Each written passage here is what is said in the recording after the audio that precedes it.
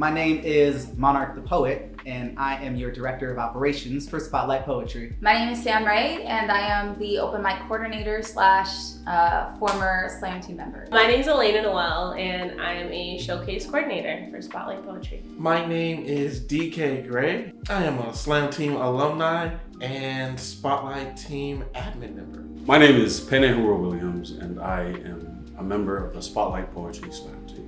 My name is Demetri Manabat. I am the showcase director for Spotlight Poetry as well as an active slam team member. My name is Swoopz. I am the director of marketing for Spotlight Poetry, and I am an active member on the slam team. My name is Tatyana Orlando, and I'm a member of the slam team. I am Javon Johnson.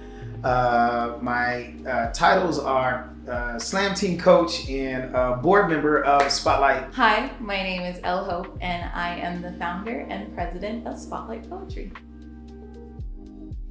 The owner of Level 1 comes out and he says, hey, I hope you guys join us. My wonderful friend Asia then plugged me so hard. Shout out to you, girl. Just like that, I was hosting weekly poetry open mic nights. It was chaos. I went there with a friend just to check it out, and I remember being like, oh, so people do poetry. That's crazy. It was down at Level 1. I had no intention on speaking. Found Spotlight Poetry randomly on Instagram. Pride Slam of 2023, I believe.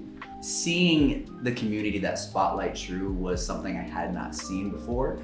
You felt like family when you walked in there. It was always comfortable. It was always a chance to meet someone new. And even if you showed up late or you had to leave early, you left feeling like a part of the family. It was really nice just kind of finding an open mic in a space that felt like it was for poets. But I do remember the feeling, warm, welcoming, encouraging above all else. It was very inviting. If anything, it was encouraging and affirming that I was in the right place. It was so welcoming and so loving, and it felt like I stepped into church for the first time. It felt like walking into home. It just felt like home. This place feels like home. And I haven't looked back since. Outside of the time where our luggage fell off on the freeway, it was a great time. I remember telling Elle, I'm down to coach, but if I have to convince y'all that I am your coach, I am not your coach. Being on Spotlight is there's 12-hour practices, and sometimes they start at 7 a.m. and some days we don't eat. The vibe's immaculate. It wasn't until we did the auditions for the team that I went, uh-oh, I think we have something here. The bones and the foundation were absolutely there. I remember being really nervous. I was so nervous. I was, again, super nervous. I remember walking into the audition room and literally forgetting every single word. Something shifted for me where my destiny kind of became a little bit more aligned in that moment. During that year was so much more than just learning how to perform poems. It was more so a process of learning how to grow into myself. But I can confidently say by the end of that season, I realized I was doing exactly what I'm supposed to be doing for the rest of my life, so. You felt like family when you walked in there. Spotlight was a second family. Fast forward to year 3, and here I am surrounded by some of the people that I would grow into calling, my family.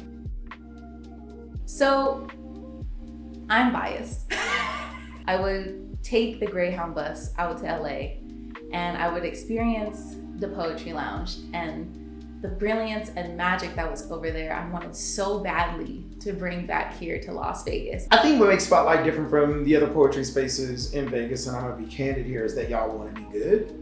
And not just want to put on a show or put up a poetry show for the sake of putting up poetry shows. Spotlight is always trying to be better. The intentionality behind it, definitely. You can tell that it was a space that was curated for poets, by poets. We always want to believe that everybody can have an artistic career, and we want to push people to have artistic careers, and I think that's what makes us really different from a lot of the majority of these spaces.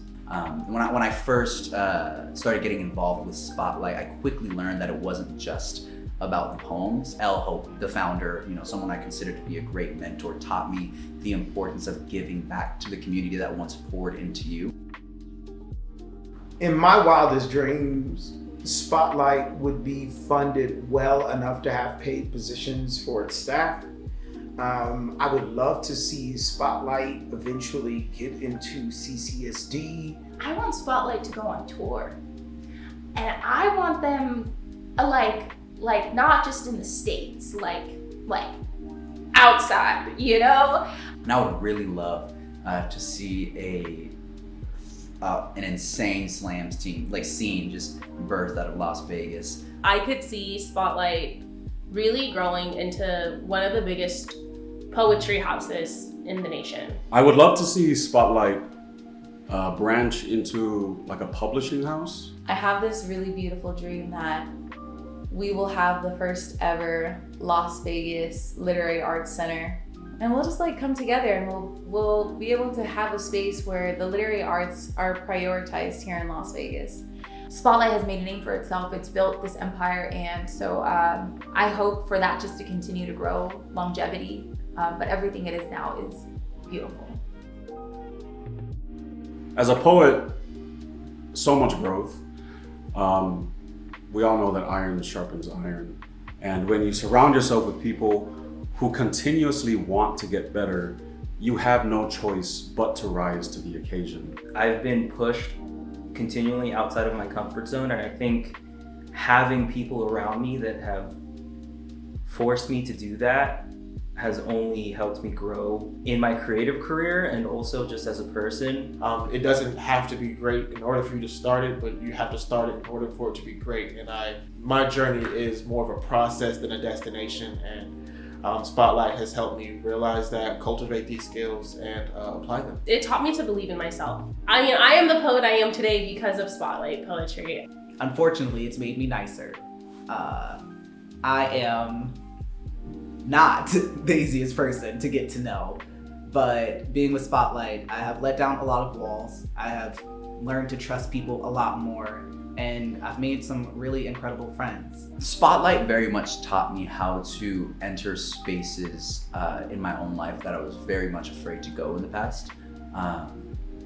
It reminded me that I'm not alone in this process, and that these spaces are necessary to explore. Spotlight has taught me to stop apologizing for my existence. Spotlight found me at the right time. I had a daughter, and I was growing as a person, and that meant that I had to learn how to critique and teach in much gentler ways. And I guess what I'm trying to say is that because you all found me at the time, you all helped me grow into that role. As a person, Spotlight is just another reason to be here. Spotlight is a family, and it's I'm very fortunate to have stumbled into a place that so openly and willingly accepted me. I walked into the Spotlight as a mom for the first time. Like, I had no idea who I was. And now I'm a full creative. Spotlight pulled out of me what I didn't know was in me. I think there's been such a grace in this experience, and with these people that I surround myself with every single day and at every single event, that I treasure so deeply, because being a community leader is so hard. I've always had a big heart, and I think I've always wanted the same love that I give to this world.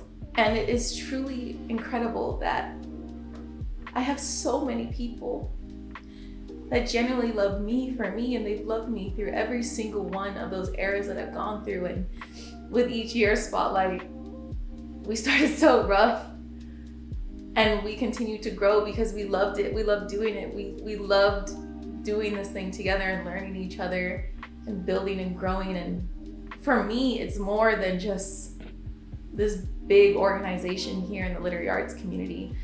I don't think younger Elle would have actually believed that she would have friends in a safe space like this. I want to say one thing to the community. Yes.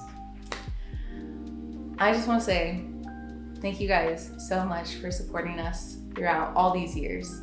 Whether you've been a day one OG or you just found us this year, Spotlight would not exist if it wasn't for our incredible community constantly showing up for us. donating so the slam team could go compete at a regional festival, coming out to an open mic to make a new voice on the stage feel loved. When you come out to the showcases, you know, willing, able to participate in these things, it means so much to us, and specifically to me. And I just want to thank y'all, because at the end of the day, this is like, woo, Spotlight Poetry, but this is more woo to all of us, you know. I'm really proud to say that we as a community are building something really beautiful together. And so I hope to see you at more events in the future, and I love y'all so much. Thank you.